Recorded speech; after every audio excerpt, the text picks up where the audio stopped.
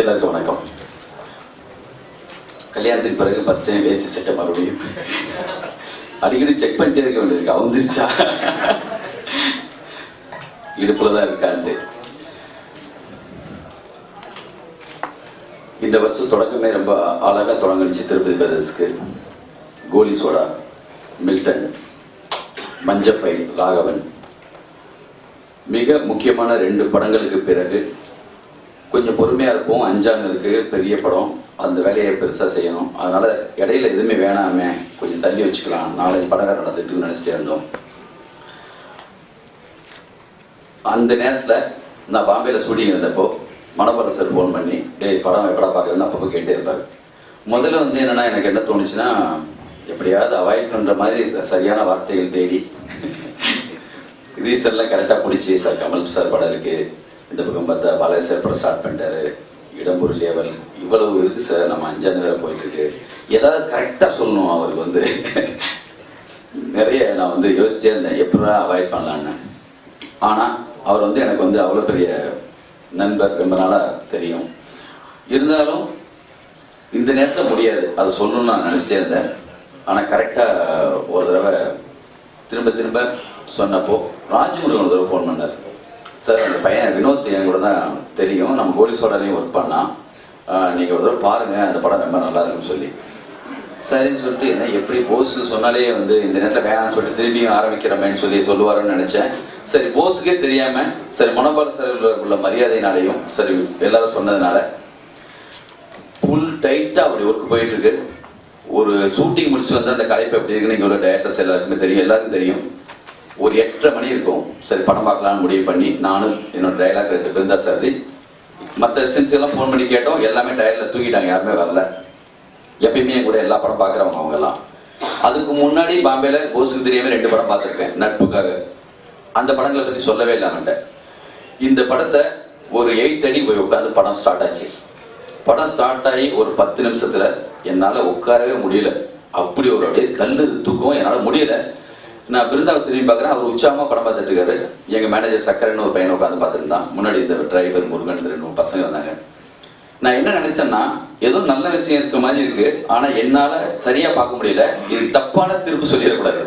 அதனால அப்படியே நிறுத்திட்டு காலையில பார்க்கலாமா, ஷூட்டிங் போகிறதுக்கு முன்னாடி ஒரு 6 மணிக்காவது பார்த்துட்டு போயிடலாமா சொல்லிட்டு பிருந்தாவை திரும்பி பார்த்து, பிருந்தா நீங்கள் ஒன்றும் கான்சியஸ் ஆகிட வேணாம், நான் சும்மா ஒரு விஷயம் சொல்கிறேன், அப்படியே நிறுத்திடலாமா, காலையில் பார்க்கலாமா.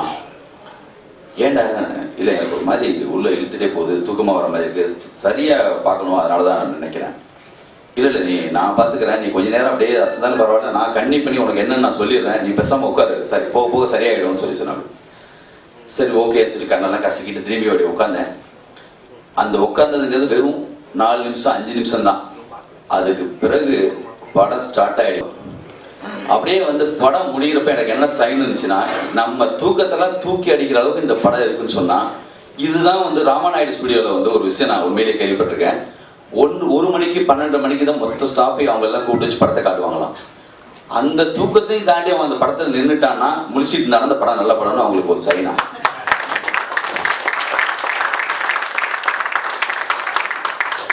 எனக்கு அந்த நேரத்தில் மனோபால சாருக்கு அதுக்கு பிறகு 8 மணியாக இருந்தாலும் கூப்பிட்றான்னு சொன்னாரு. எனக்கு படத்தை பற்றி அதுக்கு பிறகும் ஒரு 1 மணி நேரம் 2 மணி நேரம் பேசிட்டே இருந்தோம். யாரை கூப்பிடலாம், டேரக்டர் கூப்பிடலாமா, ஃபர்ஸ்ட் ராஜ்முருகன் பேசலாமா, ராஜ்முருகன் அடிச்சேன் 8 மணி நேரம் பரவாயில்லாமா, அசிஸ்டன்ட் தான் கூப்பிட்டேன், பேசினேன். வினோத் நம்பர் விடுன்னு வாங்கிட்டேன். அதுக்கு பிறகு வினோத்துக்கு ஃபோன் பண்ணேன். அவர் பாவம் டென்ஷன் இருந்திருக்காரு. டேரக்டர் படம் பார்த்தாரு, அவர் லிங்கு கூப்பிடவே இல்லையே, தூக்கமே போயிடுச்சுன்னு சொன்னார் மறுநாள். அதுக்கப்புறம் அதுக்கு காலையில் ஒரு பெரிய பரவாயில்ல தொத்தி ஷூட்டிங் போயாச்சு. ஒரு அன்னைக்கு ஆக்சுவலி பார்த்தா மறுநாள் ஷூட்டிங் சம்திங் தள்ளி போச்சு, கொஞ்சம் லேட் ஆச்சு. அதனால நான் கரெக்டாக மனோபால சாருக்கு பிறகு கூப்பிட்டு சொன்னேன், சார் அந்த படம் சூப்பராக இருக்குது, இம்மிடியட்டாக சதீஷ்னு எங்கள் பப்ளிசிட்டி பார்க்குறாங்க, அவங்களுக்கு ஃபோன் பண்ணி போஸை இன்னைக்கு ஈவினிங்கே இந்த படத்தை பார்க்க சொல்லுங்கள், இது நம்ம பண்ண வேண்டிய படம். நான் இது வரைக்கும் திருப்பதி பஸ்ஸில் பண்ண படங்கள்லையே பாலாஜி சார்லாம் இருக்காங்க. இருந்தாலும் இந்த வருஷத்தில் ஆரம்பித்து நான் சொல்கிறேன், நல்ல படங்களை பண்ணிட்டோம். நம்ம போன வருஷம் கும்கி வழக்கின்னு அமைஞ்ச மாதிரி இந்த படம் மிக முக்கியமான படம். எனக்கு அப்படி ஒரு படம் வந்து ஒரு நாவல் அப்படியே வந்து ஃப்ளோவாக ஒரே ஸ்ட்ரெச்சில் ஒரு அழகான ஒரு சரியான ஒரு இன்ட்ரெஸ்டிங்கான ஒரு நாவலை படித்தா, ஒரு சுஜாதா தனமான ஒரு நாவலை படித்தா அப்படி இருக்கும். அவ்வளவு ட்ரெண்டியாக இன்னைக்கு அந்த அவங்க எல்லாம் வந்தது காரணம் என்னென்னா, நலன்குமார் சாமி இந்த கதையை ரெக்கமெண்ட் பண்ணியிருக்காரு, நவீன், நம்ம கார்த்திக் சுப்புராஜ், அப்புறம் ஆரண்யகான டைரக்டர், இவங்க எல்லாம் எதுக்காக பாலசக்திவேல், சசி சார், இவங்க எல்லாத்துக்கும் எதுக்கு வர வச்சதுன்னா, அவங்கெல்லாம் பார்க்கணும் இந்த படத்தை. அவங்க என்ன பண்ணிட்டு இருக்காங்களோ, இப்போ சமீபத்தில் எப்படி இந்த ட்ரெண்டை புரட்டி போட்டாங்களோ சினிமாவுக்கு, அவங்க எல்லாருக்குமான ஒரு அந்த கட்டத்தில் இருக்கக்கூடிய மிக முக்கியமான டைரக்டர். பர்டிகுலர் இந்த படத்தில் ஒரு டைலாக் ஒன்று வரும், எல்லா பொய்யிலையும் ஒரு உண்மை கலந்துருக்குன்னு. நான் சொல்றதுல ஒரு துளி பொய் கூட கிடையாது, அவ்வளோ உண்மைதான் இப்போ உங்ககிட்ட சொல்லப்படுறேன். வசனம் படத்துல டயலாக் வந்து நான் 4 தடவை பார்த்தேன் படம். இவ்வளவு பரபரப்பான வேலைகளுக்கு இடையிலையும் நேற்று ஷோ ஓடுதுன்னு சொன்னாங்க, என்னால் வரவே முடியாது, 80 ஃபைனல் ட்ரிமிங் போயிட்டு இருக்கு, ஸ்டப்புன்னு கிளம்பி போயிட்டு அந்த படத்தை உட்காந்து கொஞ்சம் நேரம் பார்த்துலாம் சொல்லி எவ்வளவு நுணுக்கமான டயலாக்கு. அந்த பொண்ணுக்கெல்லாம் கிளைமேக்ஸில் வந்து அந்த பொண்ணு தான் வாய்ஸ் கொடுத்துருக்கு, அந்த பொண்ணு தான் பேசியிருக்கு. அந்த நம்ம அவங்க இருக்கிற சீனு அதில் வந்து உனக்கு கோவமே வராதா சொல்லி கேட்குறப்போ, எதுக்குன்னே கோவம் பண்ணும், அன்பை கொடுக்கறதும் அன்பை வாங்கிக்கிறதும் தானே. என்ன அழகா ஒவ்வொரு வார்த்தையும், அதுவும் படத்துடைய ஸ்பீடு அப்படி வேற ஒரு லெவல்ல இருக்கப்ப டப்புன்னு கட்டி போட்டு அந்த இடத்துல நம்மளை நிறுத்தி அப்படி ஒரு டைலாக். படம் முழுக்கவே அப்படி வசனம். ஒரு இடத்துல வந்து ஒரு பிளான் சொல்லி முடிச்சதுக்கு பிறகு ஒருத்தர் பக்கத்துல அந்த உட்காந்துட்டு நிக்கிறப்போ, உனக்கு புரிஞ்சதா, ஏன் கேட்குற, உனக்கு புரிஞ்சதுன்னா நான் மாத்துவேன். ஒரு புதிய பாதை பார்த்திவன் எப்படி நம்மளுக்கு வந்து படம் பார்க்கும்போது அவ்வளோ பக்கத்தில் வந்து நின்னாங்களோ அந்த அளவுக்கு நட்டி அவங்க வந்து பண்ணியிருக்காங்க. அவர் படத்தை நான் பார்க்குற முதல் படம் இதுதான்.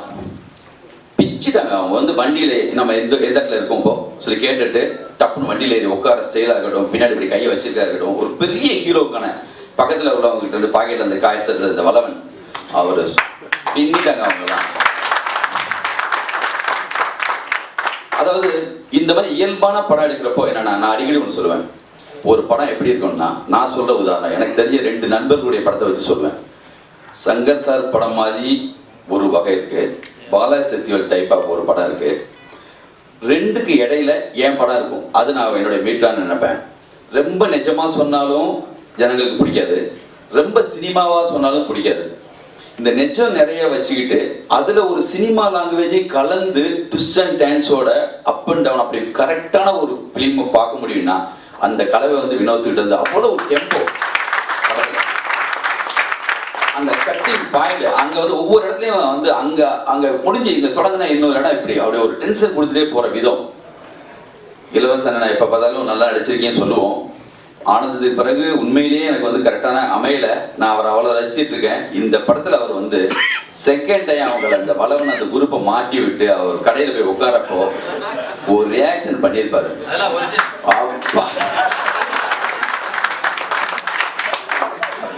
அது வந்து டபுள் டெக்கரு. அது பார்த்துட்டு சான்ஸே இல்லை அந்த ரியாக்ஷனுக்கெல்லாம். ஒவ்வொரு நடிகர் தெரிஞ்சு வாங்கின நுணுக்கமான அந்த பெர்ஃபார்மன்ஸ் எனக்கு இந்த படத்தை நான் வாங்கினதுல வந்து அவங்களுக்கு பெருமைன்னு சொல்றாங்க. எனக்கு முழுக்க முழுக்க இந்த படத்தை வாங்கினதுல இந்த மாதிரி படத்தை எடுத்துட்டா அது இந்த மாதிரி படத்தை எடுத்துட்டா அது வந்து என்னன்னா, இதை விட கொண்டு போய் சேர்க்கிற பொறுப்பு, அதை விட வேற என்ன கொடுப்பின வேணும். அது வந்து அதை நான் வந்து ஒரு ஆடியன்ஸா வந்து இன்னைக்கும் அந்த அந்த மனநிலையோட தான் நான் இன்னைக்கும் இந்த மேடையில் நிற்கிறேன். நல்ல ரசனையான விஷயங்களை சரியான யாரு செஞ்சாலும் அதை வந்து முழு மனசோட செய்யறதுக்கு நான் வந்து 100% திருப்பதி பிரதர்ஸ் ரெடியா இருக்கு. போஸ் அவர் வந்து என்னன்னா, எனக்காவது கொஞ்சம் சின்ன தாட்சணியம் நட்பு, இத்தனை வருஷம் 20 வருஷம் இவங்களோட இருந்திருக்கோம், அவங்களுக்காக ஒன்று செய்யணும் அப்படிலாம் நினைப்பேன். அவர் பியூரா அவர் மனசுக்கு 100% பட்டா மட்டும்தான், அது இல்லாத பட்சத்தில் தொடவே மாட்டார் எந்த விஷயத்தையும். அவருக்கான ஒரு விஷயம் பிடிச்சி போச்சுன்னா அது யார் சொன்னாலும் அதை பண்ணணும்னா பண்ணணும் தான். அவர் படம் பார்க்குற விதமும் அப்படிதான் இருக்கும். திருஷ்யன்னு ஒரு படம், நான் பாம்பேல இருக்கேன், என்ன பிஸியாக இருந்தாலும் படத்தை போய் பாடுறான்னாரு. அவருக்கு 100% தொத்திரும் ஒரு சில விஷயம், என்னை விட பியூர். பரபரப்பாக இருக்க மாதிரி தெரியும், ஆனால் அவங்க வந்து அவ்வளோ பியூரானவங்க. அவருக்கு வந்து கரெக்டாக ஒரு விஷயம் அடிச்சதுன்னா, நான் முதல் சீன் சொல்லி பார்க்கறது கூட அவர்கிட்ட தான், என்னை விட டேஸ்ட் ஆனவன். அவன் டயட்டாக இருந்தால் 5 படத்தை 50 நாள் எடுத்து முடிச்சிருப்பான். அவ்வளவு பரபரப்பானவர். வினோத், மனோபால சார், நட்டி, இந்த மொத்த டீம் எல்லாருக்கும் நாங்கள் உண்மையிலேயே வந்து பெருமைப்படுறோம் இந்த மாதிரி படத்தை வாங்கி விடுறதுக்கு. பெரிய பயம் இருந்துச்சு. அஞ்சான ஒரு பெரிய படம் இருக்குது, அதுக்கு முன்னாடி விட போகிறோம், இது சரியாக வரணும், இந்த நேரத்தில் எந்த தப்பு நடந்துடக்கூடாது, யோசிச்சு செய்வோமா அப்படிலாம் எவ்வளோ யோசித்தோம். ஆனால் 4 தடவை நான் பார்த்தது, முதல் தடவையே அந்த சைன் கிடச்சிச்சு. 4 தடவை என்ஜாய் பண்ணி பார்த்துட்டேன். 100% இந்த படம் மிகப்பெரிய வெற்றி அடையும். அதை உங்களுக்கு முன்னாடி ஏன் சொல்கிறேன்னா, நீங்கள் அந்த காரியத்தை ஒவ்வொரு முறையும் கோலி சோடாவை வழக்கு என்ன கொண்டு போய் சேர்த்தது எல்லாமே நீங்கள் தான். உங்கள் சபையில் தான் நான் இதை சொல்லணும். நான் தைரியமாக அதை ஒயிட் நோட்டு கட்டிக்கிட்டு உங்களுக்கு முன்னாடி உண்மையிலே தைரியமாக சொல்கிறேன். நீங்களும் அதை ஆதரவிப்பீங்க. உங்களுக்கும் அந்த மனசு இருக்குது, உங்களுக்கும் வந்து என்னென்னு உங்களுக்கு தெரியும். நீங்கள் அதை பார்த்துப்பீங்க. இனிமே அதை திருப்பதி பேச பார்த்துக்கோம். ஒவ்வொரு படத்துக்கும் ஒரு பார்மா வச்சிருப்பா அப்படி போஸ்ட். இந்த படத்துக்கு சொன்னேன், இதுவரை கற்றுக்கிட்ட மொத்த வித்தையும் எனக்கு இந்த படத்தில், இந்த படத்தை கொண்டு போய் அப்படி ரீச் பண்ணணும், அதுதான் டே நைட்டு உன்னுடைய ஒர்க்கு தான் அப்படின்னு சொல்லி மொத்தமாக ஒப்படைச்சிருச்சு. அந்த வேலையை அவர் பார்த்துப்பாரு. இந்த படம் மாபெரும் வெற்றி அடையும். வெற்றிக்கு பிறகு மறுபடியும் சந்திப்போம், எல்லாம் பேசுவோம். நன்றி.